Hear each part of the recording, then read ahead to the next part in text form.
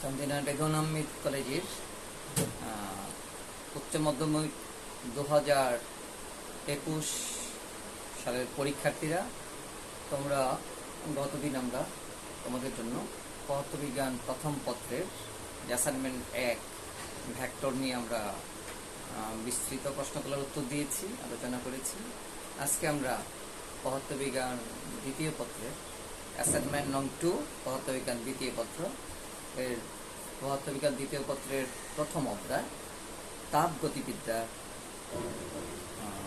প্রশ্নগুলোর আলোচনা করব এবং আমরা দেখব এর মধ্যে 3টা শিখনফল আছে। শিখনফল 6, শিখনফল 8 এবং শিখনফল 11। শিখনফল 6 হচ্ছে তাপগতিবিদ্যার দ্বিতীয় সূত্র ব্যাখ্যা করতে পারা, 8 হচ্ছে কার্নোর চক্রের মূলনীতি ব্যাখ্যা করতে পারা এবং 11 হচ্ছে এনট্রপি ও বিশৃঙ্খলা ব্যাখ্যা করতে পারা। ঘুরে ফিরে আসলে পুরো চ্যাপ্টারটাই কিন্তু এর মধ্যে চলে আসবে। আমরা দেখবেন তাপগতিবিদ্যার প্রথম সূত্রের বিষয়টাও কিন্তু আসবে, তারপরে বিভিন্ন প্রক্রিয়া ইত্যাদি ইত্যাদি বিভিন্ন গুলো আসবে। কিন্তু শুরু করছি প্রথম যে প্রশ্নটা তোমরা দেখো যে এনট্রপির মাধ্যমে তাপগতিবিদ্যার দ্বিতীয় সূত্র লেখো। এটা হলো কয়ের প্রশ্ন। এনট্রপির মাধ্যমে তাপগতিবিদ্যার দ্বিতীয় সূত্র লেখো।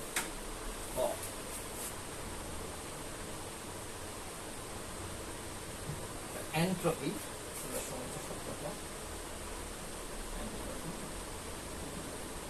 এই শব্দের সাথে বিজ্ঞানী ক্লাসিয়াস জড়িত। ক্লাসিয়াস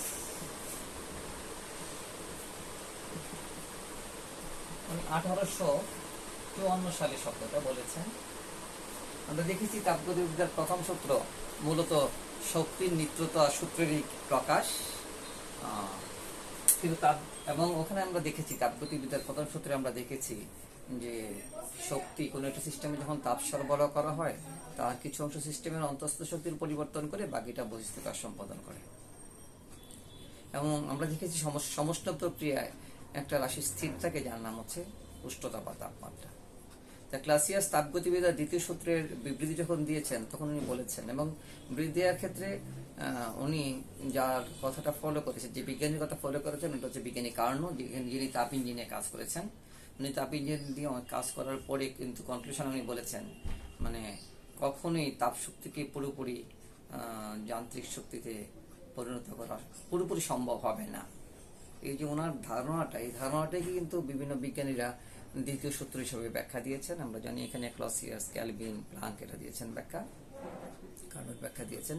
তো ক্লসিয়াস বলেছেন তাপগতিবিদ্যার দ্বিতীয় সূত্রের ব্যাখ্যায় যে বিবৃতি, উনি বলেছেন কি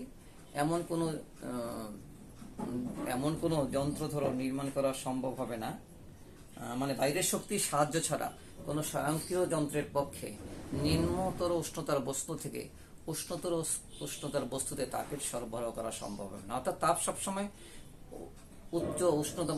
উচ্চতর তাপমাত্রা থেকে নিম্নতর তাপমাত্রার দিকে সঞ্চারিত হয়। এটা তো তাপের সাধারণ ধারা, সাধারণ প্রবাহের রীতি। কিন্তু এর উল্টা কাজটা যদি করতে হয় তাহলে যন্ত্র লাগবে। অর্থাৎ কোনো স্বয়ংক্রিয় যন্ত্রের সাহায্য ছাড়া কখনোই নিম্ন তাপমাত্রার বস্তু থেকে উচ্চতর তাপমাত্রার বস্তু থেকে তাপের সরবরাহ করা সম্ভব হবে না। ঠিক আছে? তাহলে এই যে তাপগতিবিদ্যার দ্বিতীয় সূত্রের বিবৃতি, এই বিবৃতিটাকে দ্বিতীয় সূত্রে এসে প্রকাশ করতে গিয়ে কার্নো বলেছেন যে আমরা দেখব এনট্রপি একটা বিষয়। তাপগতিবিদ্যার যেমন সমষ্ণ প্রক্রিয়া যে রাশিটা আমরা একটু আগে বলেছি যেটা ধ্রুব থাকে, স্থির থাকে, তার নাম তাপমাত্রা। ক্লাসিয়াস বলেছেন ঠিক তেমনি রুদ্ধদ্রব প্রক্রিয়ায় একটা রাশি স্থির থাকে, তার নাম হবে এনট্রপি। এবং এনট্রপি সম্পর্ক শব্দটা বিশৃঙ্খলার সাথে সম্পর্কিত, আমরা একটু পরেই যাব। এবং যে প্রক্রিয়াকে দুইটা ভাগে ভাগ করা যায়, একটা প্রত্যাগামী প্রক্রিয়া বা প্রত্যাবর্তী প্রক্রিয়া, রিভার্সিবল প্রসেস, আর একটা প্রক্রিয়ার নাম হচ্ছে অপ্রত্যাগামী বা অপ্রত্যাবর্তী প্রক্রিয়া, ইরিভার্সিবল প্রসেস। আমরা দেখেছি প্রকৃতির ম্যাক্সিমাম প্রক্রিয়া কিন্তু অপ্রত্যাবর্তী প্রক্রিয়া। তাহলে অপ্রত্যাবর্তী প্রক্রিয়ার ক্ষেত্রে যে আমরা দেখব যে প্রত্যাবর্তী প্রক্রিয়া এনট্রপির মানটা স্থির থেকে যায়, কিন্তু অপ্রত্যাবর্তী প্রক্রিয়া এনট্রপি বেড়ে যায়, ক্রমাগত বেড়ে যায়। তাহলে রুদ্ধদ্রবী প্রক্রিয়া যে রাশি স্থির থাকে তার নামই বিজ্ঞানী ক্লাসিয়াস এনট্রপি বলেছেন। তাপগতিবিদ্যার দ্বিতীয় সূত্র এনট্রপি দিয়ে ব্যাখ্যা করতে গিয়ে ক্লসিয়াস বলেছেন যে আসলে মহাবিশ্বের এন্ট্রপি বৃদ্ধি পাচ্ছে। তাহলে সূত্রটা কিরকম হবে, যে প্রকৃতির সকল ভৌত বা রাসায়নিক ক্রিয়া এমনভাবে সংগঠিত হবে যে যার ফলে সার্বিক ব্যবস্থার এন্ট্রপি বৃদ্ধি পাবে। মানে প্রকৃতির সকল ভৌত বা রাসায়নিক প্রক্রিয়া এমনভাবে হবে, সংগঠিত হবে যে যার ফলে এই ব্যবস্থাটার মানে সার্বিক ব্যবস্থাটার মোট এন্ট্রপি দেখবো যে আমরা বৃদ্ধি পাচ্ছে, যেমন প্রকৃতির এন্ট্রপি বৃদ্ধি পাচ্ছে। এটা হচ্ছে তাপগতিবিদ্যার দ্বিতীয় সূত্রের এন্ট্রপি সম্পর্কিত ব্যাখ্যা। এন্ট্রপি সম্পর্কিত ব্যাখ্যা। তাপগতিবিদ্যার দ্বিতীয় সূত্রকে যখন আমরা এন্ট্রপির মাধ্যমে প্রকাশ করব, তখন ক্লাসিয়াসের ধারণাটাকে আমরা নেব যে মহাবিশ্বের এন্ট্রপি বেড়ে যাচ্ছে। যে কোনো প্রক্রিয়া আমরা ভৌত রাসায়নিক যেই প্রক্রিয়া দেখি না কেন, এন্ট্রপি বৃদ্ধি পাবে। এবং এটা যদি প্রত্যাগামী প্রক্রিয়া হয়, তাহলে দেখবো যে ওখানে এন্ট্রপি স্থির থাকে। গাণিতিক ব্যাখ্যাটা কেমন হবে? প্রথম অংশটা কিন্তু আমরা বললাম এন্ট্রপি। ক্লাসিয়াসের ব্যাখ্যাটাই হচ্ছে তাপগতিবিদ্যা এন্ট্রপির। ক্লাসিয়াসের যে কতক্ষণ বিবৃতিটা আমরা বললাম, এটি হচ্ছে দ্বিতীয় সূত্রের ব্যাখ্যা। এখন মনে করো কোনো একটা সিস্টেম, ধরো প্রাথমিক অবস্থা হচ্ছে এ, এবং এই অবস্থায় প্রাথমিক অবস্থায় এই অবস্থার এন্ট্রপি হচ্ছে এস এ, শেষ অবস্থা হচ্ছে বি, তার এন্ট্রপি হচ্ছে এস বি। তাহলে এন্ট্রপির পরিবর্তন মানে হচ্ছে S A minus S B সমান আমরা দেখবো এ থেকে বি গিয়েছে, এটা হবে ডি কিউ বাই টি, যেখানে ডি কিউ হচ্ছে তাপমাত্রা, আর ডি কিউ হচ্ছে তাপ, আর টি হচ্ছে তাপমাত্রা। তাহলে তাপমাত্রা সাপেক্ষে তাপের পরিবর্তনের হারটাকে আমরা এন্ট্রপি বলছি। এবং যদি এস এ এবং এস বি খুব কাছাকাছি থাকে, তখন আমরা এটাকে ডিএস বলে ফেলি। সেক্ষেত্রে এটা এ টু বি কিউ বাই টি। এবং এন্ট্রপির একক আমরা জানি হবে কি, জল পার কেলভিন। তাহলে ক অংশের উত্তর যেটা, এন্ট্রপির মাধ্যমে তাপগতিবিদ্যার দ্বিতীয় সূত্র লেখ। এন্ট্রপির মাধ্যমে এন্ট্রপির পরিবর্তন ডিএস সমান আমরা বললাম যে D Q by T total ব্যবস্থাটার জন্য। আর টোটাল ইন্টিগ্রেশন আমরা যদি সমাকলন করে ফেলি, এটাকে আমরা ডি কিউ বাই টি বলে ফেলতে পারবো যে কোনো পরিবর্তনের ক্ষেত্রে। এই দুটো রাশির যে কোনোটাই কিন্তু আমরা এন্ট্রপির গাণিতিক সমীকরণ হিসেবে বলতে পারবো। তাহলে ক অংশের উত্তর হয়ে গেল। ক অংশের দ্বিতীয় অংশ, তিন প্রক্রিয়া অর্থাৎ পরিবহন, পরিচলন, বিকিরণ, তাপের সঞ্চালনের ক্ষেত্রে এন্ট্রপি বৃদ্ধি পায় নাকি হ্রাস পায়। আমরা দ্বিতীয় অংশটা বলছি। পরিবহন প্রক্রিয়া হচ্ছে যে প্রক্রিয়ায় তাপ মাধ্যমের কণাগুলোকে স্থানান্তর না করে এক জায়গা থেকে অন্য জায়গায় সঞ্চালিত হয়। আর পরিচালন প্রক্রিয়া হচ্ছে অণুগুলা সহ তাপ সঞ্চালিত হয় যে প্রক্রিয়ায়, তাকে আমরা বলছি পরিচালন। আর যে বিকিরণ হচ্ছে ওই প্রক্রিয়া, যে প্রক্রিয়া সঞ্চালিত হতে গেলে তাপের কোনো মাধ্যমের প্রয়োজন হয় না। অর্থাৎ তাপ সঞ্চালনের তিনটা পদ্ধতি, একটা পরিবহন, একটা পরিচালন, একটা বিকিরণ। সাধারণত কঠিন মাধ্যমে পরিবহন প্রক্রিয়া তাপ সঞ্চালিত হয়। তরল বা গ্যাসীয় মাধ্যমে পরিচালন প্রক্রিয়া তাপ সঞ্চালিত হয়। বিকিরণ প্রক্রিয়া আমরা জানি সূর্য থেকে তাপ পৃথিবীতে আসছে, রেডিয়েশনটাকে বলছি আমরা। এই তিন প্রক্রিয়ার ক্ষেত্রে বলা হলো যে এন্ট্রপি বৃদ্ধি পায়। তাহলে যে কোনো ভৌত প্রক্রিয়া যদি আমরা দেখি, সাধারণত আগেই বলেছি ম্যাক্সিমাম প্রক্রিয়া কিন্তু অপ্রত্যাগামী।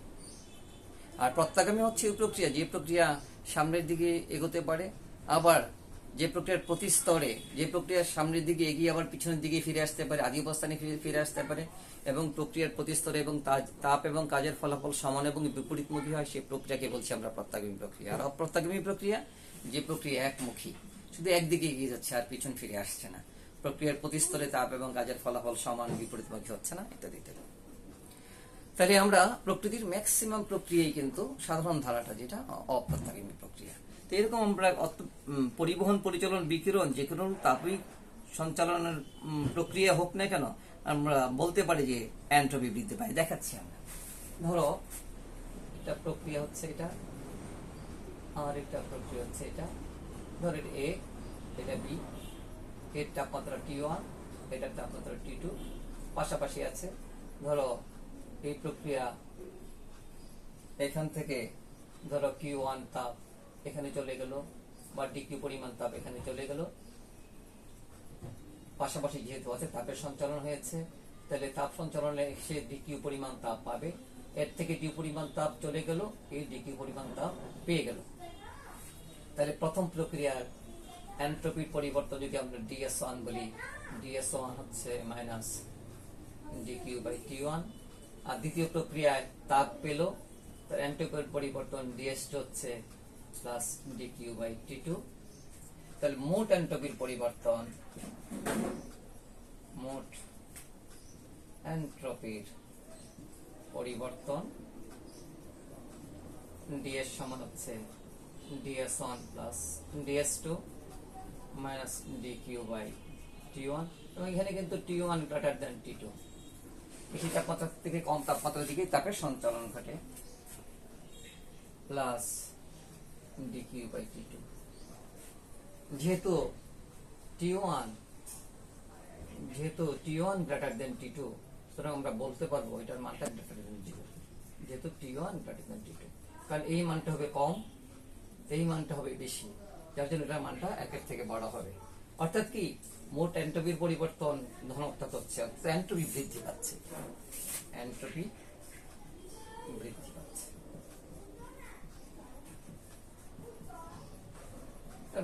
জগতের ম্যাক্সিমাম প্রক্রিয়ারই কিন্তু এন্ট্রপি বৃদ্ধি পাচ্ছে, কারণ জগৎ এক অর্থে কিন্তু হচ্ছে অপ্রত্যাগামী প্রক্রিয়া। তাহলে অপ্রত্যাগামী প্রক্রিয়া এন্ট্রপি বৃদ্ধি পাচ্ছে, বা যে প্রক্রিয়ায় পরিবহন, পরিচালন, বিকিরণ হচ্ছে, এটা একটা অপ্রত্যাগামী প্রক্রিয়া ধরে নিয়ে আমরা দেখলাম যে এন্ট্রপি বৃদ্ধি পাচ্ছে। গাণিতিক ব্যাখ্যাটাও কিন্তু আমাদের হয়ে গেল। উত্তরের পক্ষে গাণিতিক যুক্তি দাও। তাহলে এটার জন্য 3 নম্বর আসবে। তাহলে প্রথম আমরা তাপগতিবিদ্যার দ্বিতীয় সূত্রের ব্যাখ্যা এন্ট্রপির পদে দিয়েছি, ক্লাসের বিজ্ঞানী ক্লাসের যে ব্যাখ্যাটা দিয়েছেন। তারপর পরিবহন, পরিচালন, বিকিরণ সম্পর্কে আমরা আলোচনা করেছি একটু। তারপরেই এই 3টা পদ্ধতিতে তাপ সঞ্চালিত হতে গেলে যে এন্ট্রপির পরিবর্তন হয়, সেই পরিবর্তনটা বৃদ্ধি পায়, এন্ট্রপির পরিবর্তন ধনাত্মক হয়, অর্থাৎ এন্ট্রপি বৃদ্ধি পাচ্ছে। এটাও আমরা গাণিতিকভাবে দেখাতে পারলাম। এইটুকু তোমরা করতে পারলেই কিন্তু কয়ের উত্তর দেয়া হয়ে যাবে। এইবার ক্ষয়ের উত্তর। ধরো তুমি 27 ডিগ্রি সেন্টিগ্রেড তাপমাত্রায়, ক্ষয়ের উত্তর মানে নিচ্ছি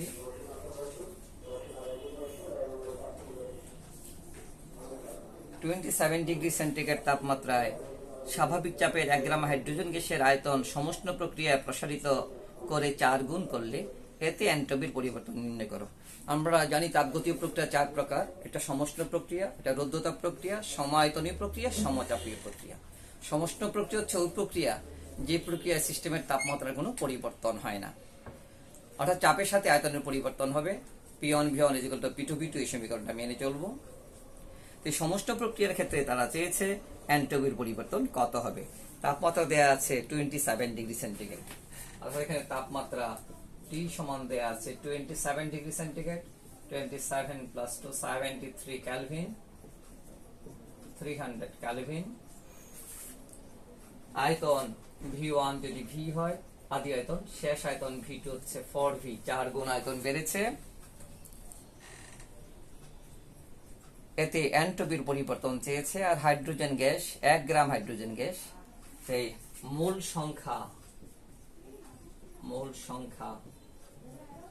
n হচ্ছে, হাইড্রোজেনের আমরা জানি গ্রাম পানির ওজন 2, 1 গ্রাম হাইড্রোজেন 1, তাহলে 1/2 মানে হচ্ছে 0.5 মোল।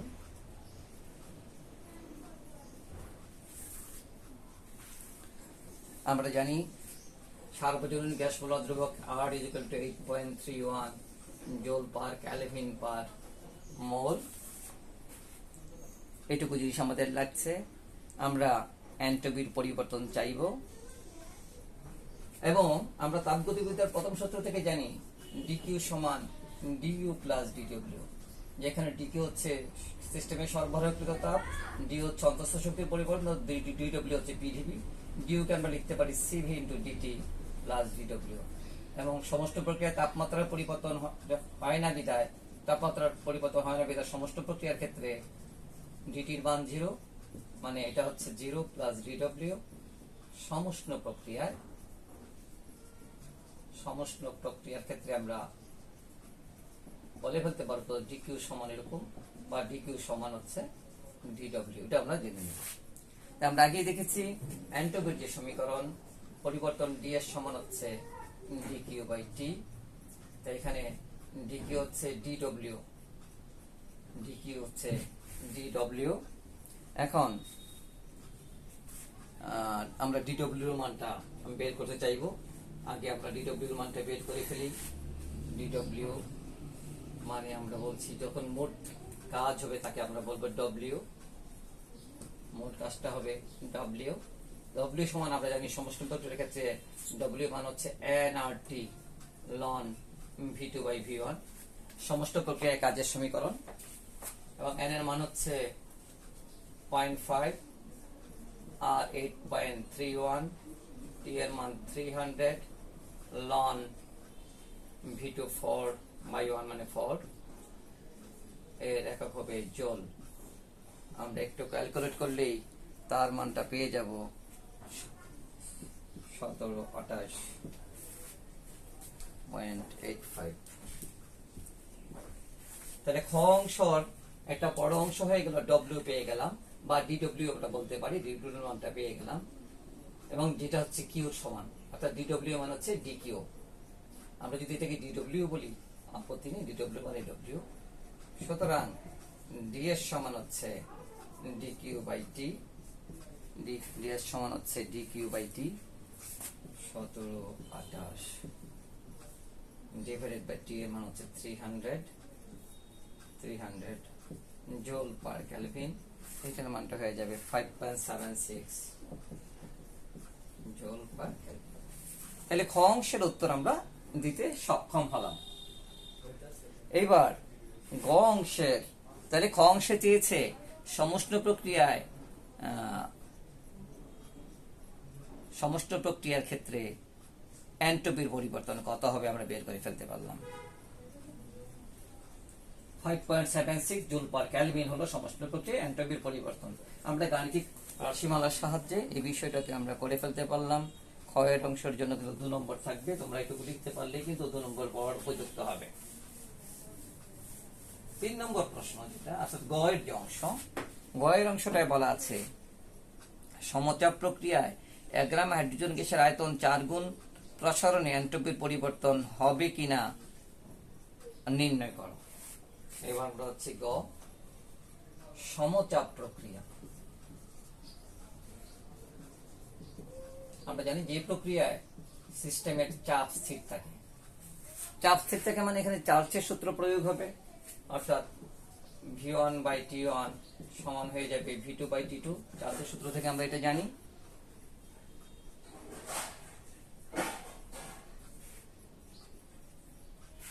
আমরা যাচ্ছি খ, হাইড্রোজেন গ্যাসের এই প্রসারণে কৃতকাজ মান নির্ণয় করো। সমচাপ প্রক্রিয়া 1 গ্রাম হাইড্রোজেন গ্যাসের আয়তন 4 গুণ প্রয়োগে ইত্যাদি। আমরা কিন্তু আরেকটা অংশ সমষ্টি প্রক্রিয়ায় কিন্তু আরেকটা অংশ আছে, এতে এন্ট্রপির পরিবর্তন নির্ণয় করে ফেললাম। খ সমষ্টি প্রক্রিয়ায় প্রসারিত করার ক্ষেত্রে চাপের পরিবর্তন হবে কিনা। গ কিন্তু সমষ্টি প্রক্রিয়ারই বিষয়, ঘতে সমচাপ প্রক্রিয়া হবে। এখানে কিন্তু সমষ্টি প্রক্রিয়া আরেকটা বিষয় জানতে চেয়েছে কি, আমরা জানি সমষ্টি প্রক্রিয়ায় P1 V1 is equal to P2 V2। এখানে জানতে চাওয়া হয়েছে যে সমষ্টি প্রক্রিয়ায় চাপের পরিবর্তন হবে কিনা। সমষ্টি প্রক্রিয়ার মূল সমীকরণ P1 V1 is equal to P2 V2 বা P2 সমান হবে P1 V1 by V2। ঠিক এই ক্ষেত্রে স্বাভাবিক চাপ বলছে, তাহলে P1 হচ্ছে চাপ, P1 হচ্ছে আদি চাপ, P1 হচ্ছে 1 atm স্বাভাবিক চাপ অ্যাটমসফিয়ারিক প্রেসার। V1 হচ্ছে V, V2 আবার 4V, P2 is equal to what আমরা দেখে নেই চাপের পরিবর্তন হয় কিনা। তাহলে P1 1 atm, V1 V, V2 হচ্ছে 4V, তাহলে 1/4 atm কমে গেল কিন্তু 0.25 atm। তাহলে চাপের পরিবর্তন, চাপ কিন্তু আগের তুলনায় কমে গিয়েছে, চাপ আগের তুলনায় কমে গিয়েছে অর্থাৎ চাপের পরিবর্তন হয়েছে, অর্থাৎ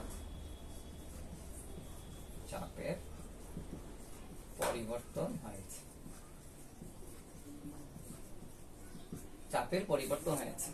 তাহলে আজকে এই যতক্ষণ পর্যন্ত আমরা এই পর্যন্ত প্রথম থেকে আমরা আলোচনা করেছি, এর মধ্যে আমরা এন্ট্রপি কি, এন্ট্রপির সম্পর্কিত আলোচনা করে ক অংশের আমরা উত্তর দিয়েছি। এখানে তাপগতিবিদ্যার দ্বিতীয় সূত্র আসছে, এন্ট্রপির মাধ্যমে প্রকাশ। পরিবহন, পরিচলন, বিকিরণ কি আমরা আলোচনা করেছি। তারপরেই পরিবহন, পরিচলন, বিকিরণ প্রক্রিয়ায়, অর্থাৎ এখানে আমরা অপ্রত্যাবর্তী প্রক্রিয়ার কথা বলে দেখেছি এন্ট্রপি বৃদ্ধি পায়, গাণিতিক ব্যাখ্যা দিয়েছি। তারপরেই গাণিতিক সমস্যা, যে সমস্ত প্রক্রিয়ার ক্ষেত্রে এন্ট্রপির পরিবর্তন কত হবে আমরা বের করে ফেলেছি। তারপর ক্ষতে এবং গতে আমরা দেখেছি যে সমস্ত প্রক্রিয়ায় চাপের পরিবর্তন হয়। এখানে আমরা দেখেছি সমস্ত প্রক্রিয়ায় চাপের পরিবর্তন হয়, চাপ কমে যায় আদি চাপ থেকে, এবং অর্থাৎ চাপের পরিবর্তন হয়েছে। তাহলে এইটুকু বিষয় পর্যন্ত আমরা আলোচনায় রাখলাম। পরবর্তী বিষয়টা অর্থাৎ ঘ, ও, চ, এটুকু আমরা আগামী দিন উত্তর দেবো। কারণ গতদিন আমরা যে ক্লাসটা করেছিলাম, ক্লাসটা দীর্ঘ ক্লাস ছিল এবং এটা আপলোড করাটা অনেকখানি কষ্টকর হয়েছিল। প্রায় 7 জিবির বিষয়টা আপলোড করতে আমাদের খুব কষ্ট হয়েছে। বাকি প্রশ্নগুলোর উত্তর আমরা আগামী দিন দেবো। তোমরা সবাই ভালো থেকো।